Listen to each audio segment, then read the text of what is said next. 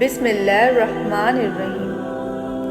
حضرت یوسف علیہ السلام کا واقعہ اسلامی تاریخ اور قرآن پاک میں ایک نمایاں مقام رکھتا ہے۔ قرآن مجید میں اس واقعے کو سورہ یوسف میں تفصیل سے بیان کیا گیا ہے۔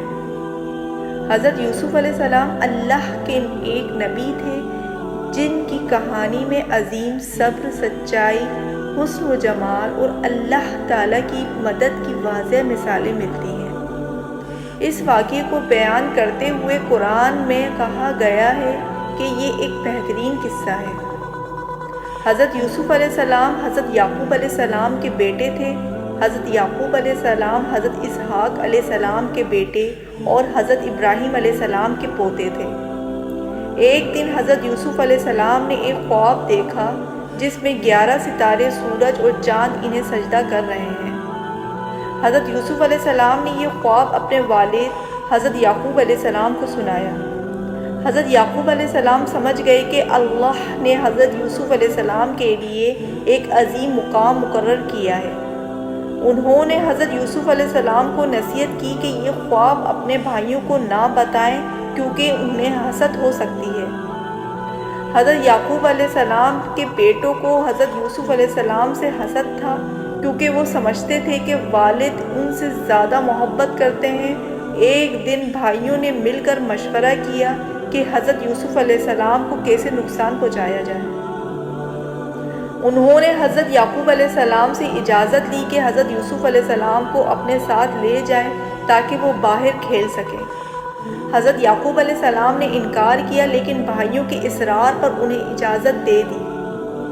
بھائیوں نے حضرت یوسف علیہ السلام کو لے جا کر کنویں میں ڈال دیا اور واپس جا کر اپنے والد سے جھوٹ کہا کہ حضرت یوسف علیہ السلام کو بھیڑیا کھا گیا۔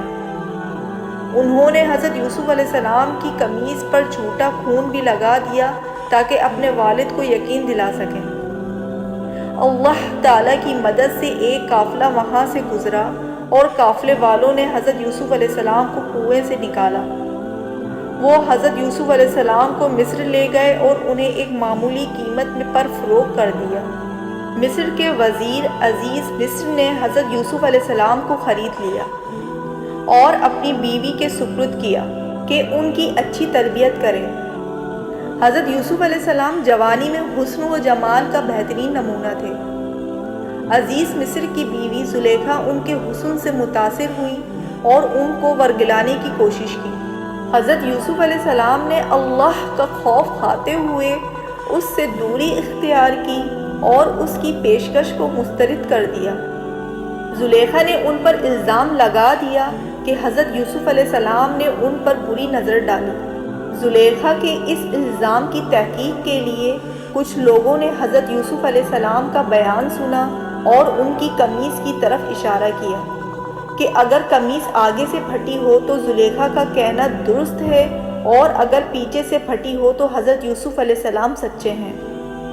جب دیکھا گیا کہ قمیص پیچھے سے پھٹی ہے تو یہ بات ثابت ہوئی کہ حضرت یوسف علیہ السلام بے گناہ ہیں۔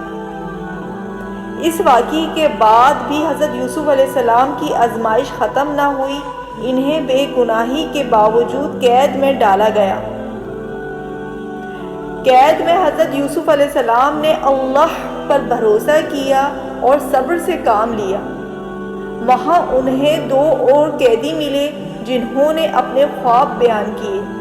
حضرت یوسف علیہ السلام نے اللہ کے حکم سے ان کے خوابوں کی تعبیر بتائی۔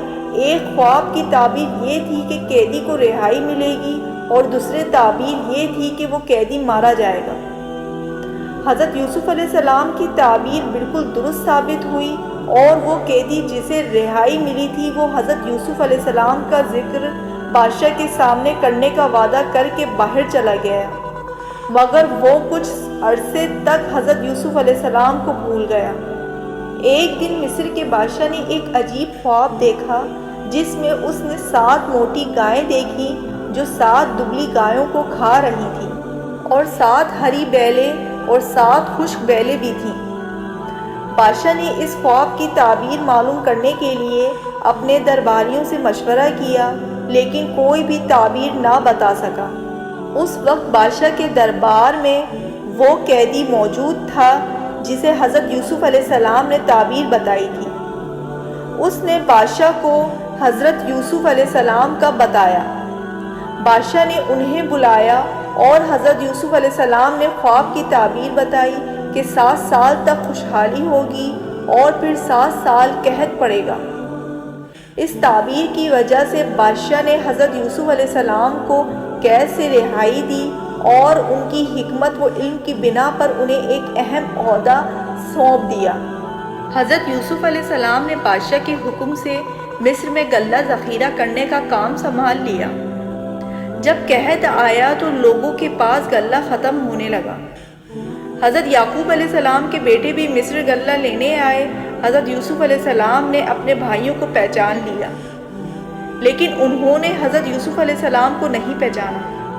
حضرت یوسف علیہ السلام نے بھائیوں کو غلہ دیا اور شرط رکھی کہ آئندہ جب غلہ لینے آئیں تو اپنے سب سے چھوٹے بھائی بنیامین کو بھی ساتھ لائیں۔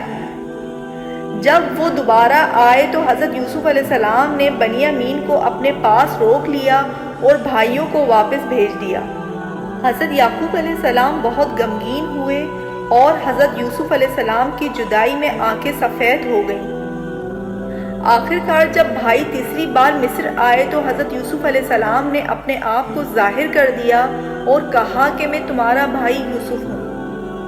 بھائی بہت شرمندہ ہوئے، لیکن حضرت یوسف علیہ السلام نے ان کو معاف کر دیا اور ان سے کہا کہ اللہ نے ان کے ساتھ احسان کیا ہے۔ حضرت یوسف علیہ السلام نے اپنے والد حضرت یعقوب علیہ السلام کو مصر آنے کی دعوت دی۔ حضرت یعقوب علیہ السلام اپنے تمام اہل خانہ کے ساتھ مصر آئے اور حضرت یوسف علیہ السلام نے ان کا استقبال کیا۔ حضرت یوسف علیہ السلام کے خواب کا مطلب بھی پورا ہوا، لیکن ان کے والد اور بھائی ان کے سامنے تعظیم میں جھکے۔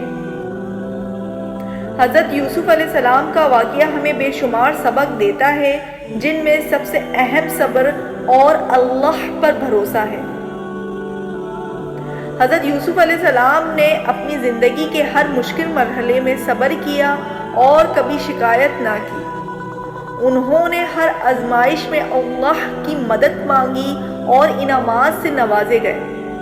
یہ واقعہ ہمیں یہ بھی سکھاتا ہے کہ حسد، غصہ اور جھوٹ سے بچنا چاہیے اور ہمیشہ حق پر رہنا چاہیے۔ حضرت یوسف علیہ السلام کی کہانی اس بات کا ثبوت ہے کہ اللہ اپنے نیک بندوں کو کبھی تنہا نہیں چھوڑتا اور انہیں مشکل حالات میں بھی اپنی رحمت سے نوازتا ہے۔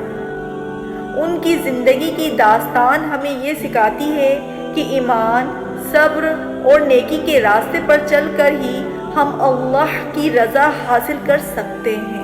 ہمارے چینل کو سبسکرائب کریں اور اوپر دیے گئے بیل کے بٹن کو کلک کریں تاکہ آنے والی ہر نئی ویڈیو آپ تک پہنچ سکے۔